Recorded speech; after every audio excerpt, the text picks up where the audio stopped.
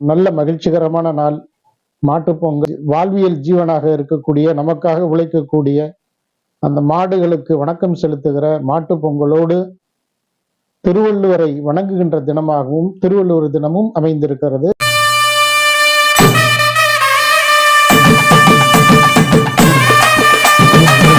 முழுவதும் இன்றைக்கு இளைஞர்கள் ஜல்லிக்கட்டு போட்டியை நடத்தி வருவது, நம்முடைய வீர விளையாட்டை பறைசாற்றுவது நம்முடைய பண்பாட்டிற்கு பெருமை.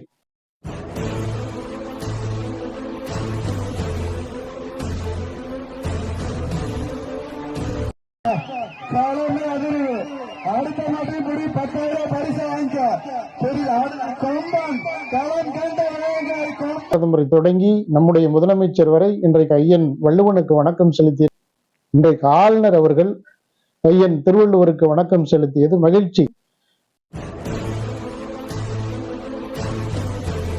தமிழ்நாட்டில் நம்முடைய பண்பாட்டோடு நாம் யாரை மதிக்கின்றோம் வணங்குகின்றோமோ அவர்களோடு ஆளுநர் வணங்குவது ஒரு சிறப்புக்குரிய விஷயம். அந்த வகையிலே ஆளுநர் ஆர் என் ரவிக்கு நம்முடைய நன்றியை தெரிவித்துக் கொள்ளுகிறோம். படம், அந்த படத்தை அவர் மரியாதை செய்கிறார்.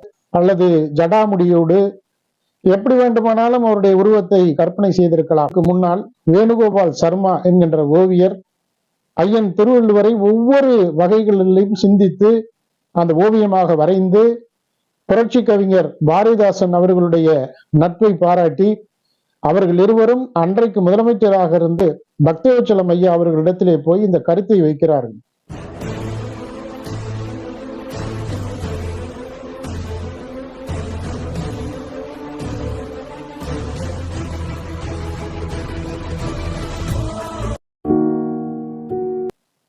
காலம் கடந்து அறிஞர் அண்ணா அவர்கள் முதலமைச்சராக பொறுப்பேற்றதற்கு பிறகு அதை ஒரு குழுவாக அமைத்து அதை பரிசீலிக்கிறார்கள்.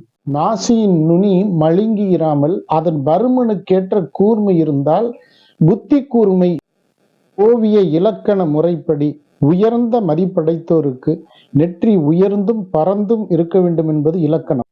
நாசி மட்டுமல்ல, வாய் முதற்கொண்டு அகன்றிருக்கக்கூடாது, அதே நேரத்தில் குறுகியும் இருக்கக்கூடாது என்று இலக்கண முறைப்படி பார்த்து பார்த்து செதுக்கிய ஓவியம்தான் ஐயன் திருவள்ளுவருடைய ஓவியம். வெள்ளை உடை அணிந்ததற்கான காரணம் தூய்மை நிறைந்த உள்ளம், தூய்மை நிறைந்த நோக்கு, தூய்மை நிறைந்த வாக்கு.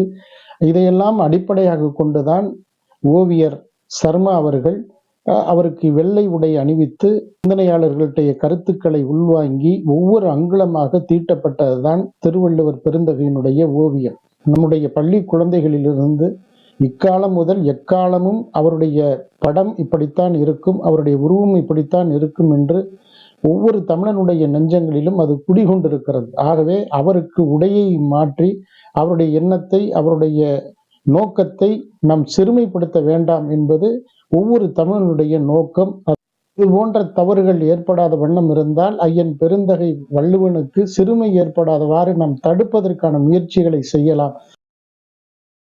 மொத்தத்தில் மனித சமுதாயத்தை மனிதர்களுக்கு ஒப்புற வாழ்ந்து உயரிய விதிகளை திருக்குறள் விதித்து வருகின்ற காரணத்தினால் திருக்குறளை பொறுத்தவரை, திருவள்ளுவரை பொறுத்தவரை சமய குறிகள் என்பது நிச்சயமாக இருக்கக்கூடாது. சமயத்தை பற்றியோ மதத்தை பற்றியோ அவர்களுடைய குரட்பாக்களில் எந்த கருத்தையும் தெரிவிக்காத